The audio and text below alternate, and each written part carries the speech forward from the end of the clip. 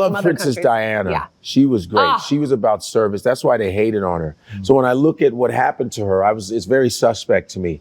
Because she was like, and I saw an interview with Princess Diana. They said, and Barbara Walters was like, so do you think they like you? He goes, they don't like me. They don't want me here. They don't like what I do. Because she would like go to Africa, hug babies, and she was friends with everybody. She was that's why I'm surprised that her sons are not talking to each other. You notice that they're still fighting.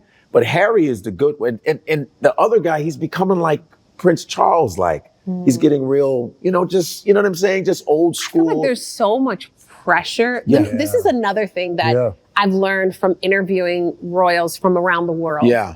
The pressure to be whoever you're supposed to be is no joke. Right. And I didn't even and not everyone is like that. Like every royal that I've interviewed, they're all very different. Cultures are all very different.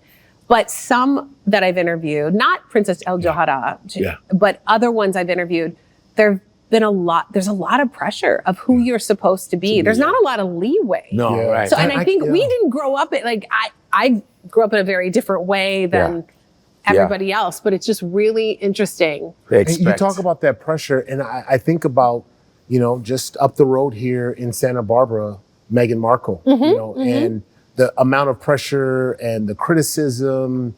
What do you make of Meghan Markle and jumping into service and the pressure she's under? Because, you hear it on both sides. Right. And have you had any conversation with her? Because that'd be an interesting one to have on your podcast. I haven't had a conversation with her yet. It would be very interesting because I can make all kinds of speculations and guesses like we all do, but until I feel like you really get to know a person and their background and their story, we really can't make judgment. There are two sides to every story. Yeah. And I really think, and the reason is because people did that to me. Oh, girl finds out she's a princess in West Africa. Let's attack her. I mean, people came after me left and right when I was first in the media. For what reason? Exactly. Like, what was, I just found my family. Hear princess and go, oh, here we go. Here we go. You're a princess. Horse and carriage.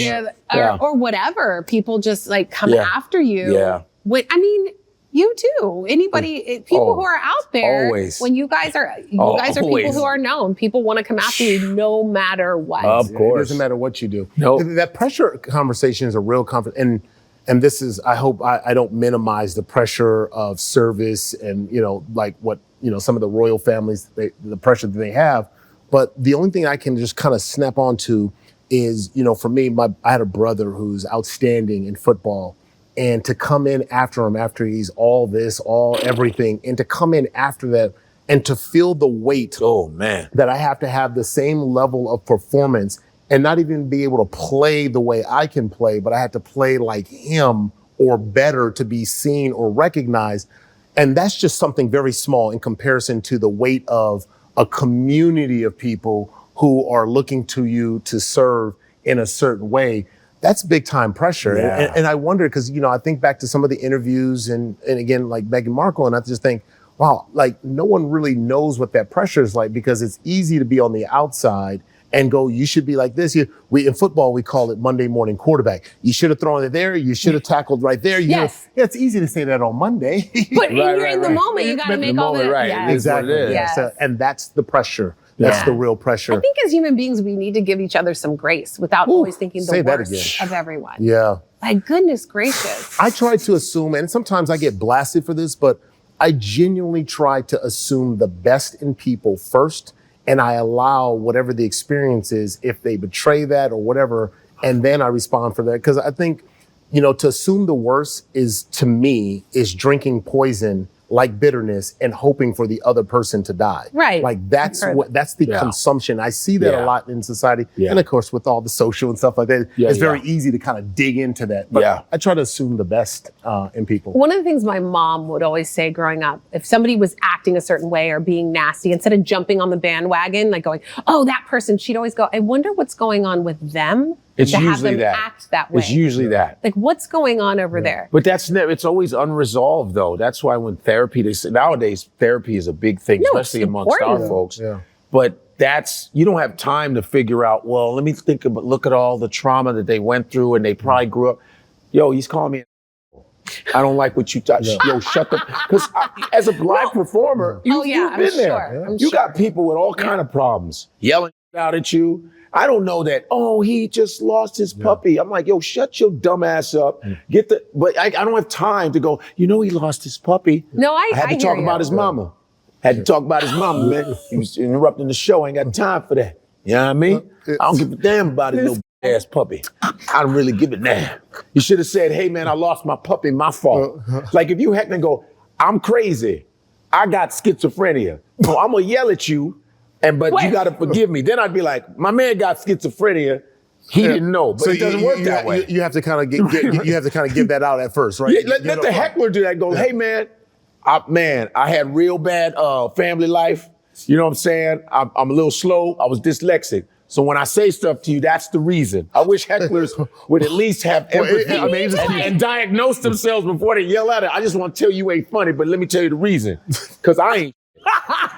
And I am insecure. I would love to actually see you in that situation. I want to see him in that situation and see how. That would be a whole 4 hour. That would be great. I'm a heckler. Back and forth. I'm gonna tell you why I'm a heckler. My daddy left when I was 5. You would get so bored. You're like, okay, keep moving. You would get so bored with that. I'd be like, all right, man, just say I ain't funny. Shut up. Yeah.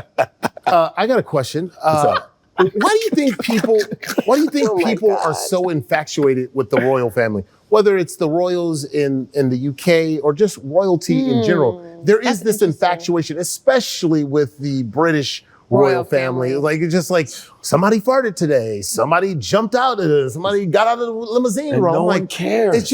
It is. Where does this infatuation come from? That's a great question. I know the royal family in England is all over the media all the time. Yeah. They're always part of it. So then when you see people who are in the media, you want to know more about them. Yeah.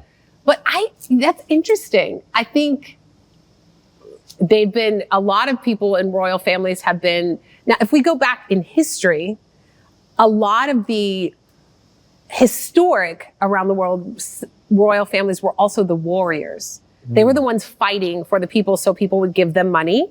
Oh, you're taking care of us? You're going to protect us? We're going to, and they would revere them.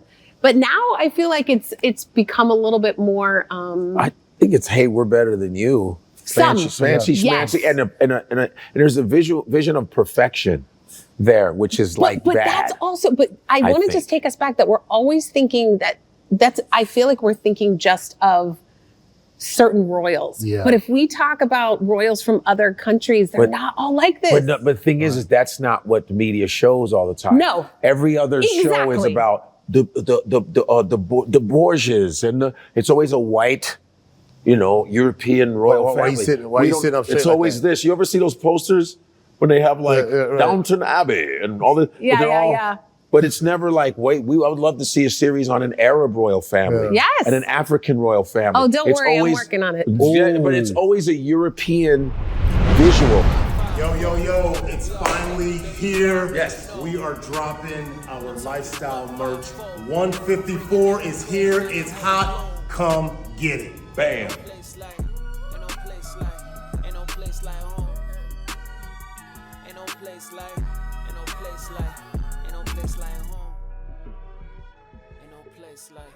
Ain't no place like home.